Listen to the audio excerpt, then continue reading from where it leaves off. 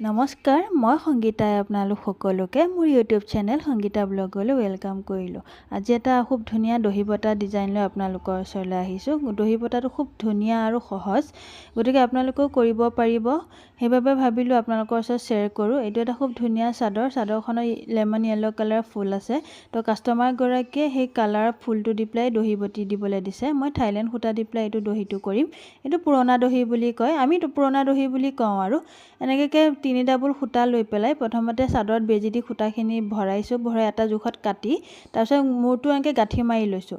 মাৰি তাৰপিছতে এইটো থাইলেণ্ড সূতা হয় আচলতে। থাইলেণ্ড সূতাটো অকণ মোটাকৈ লৈ তাৰপিছতে এনেকৈ চাদৰখনত সূতাটোত গাঁঠি মাৰিছোঁ। যিমানটা পাৰে 3টা 4টা হিচাপত মাৰিলে হ'ল। তাৰপিছত এয়া দেখিবলৈ পাইছেনে, খুব ধুনীয়াকৈ চাদৰখন কমপ্লিট হ'ল। আপোনালোকৰ ওচৰত দেখুৱাইছোঁ। যদি ভাল লাগিছে লাইক, শ্বেয়াৰ এণ্ড ছাবস্ক্ৰাইব কৰিবলৈ নাপাহৰিব। আৰু আপোনালোকেও ঘৰত এইটো চেষ্টা কৰিবচোন, পাৰিব, একে সহজতে হয়। আজিলৈ ইমানেই। Bye bye.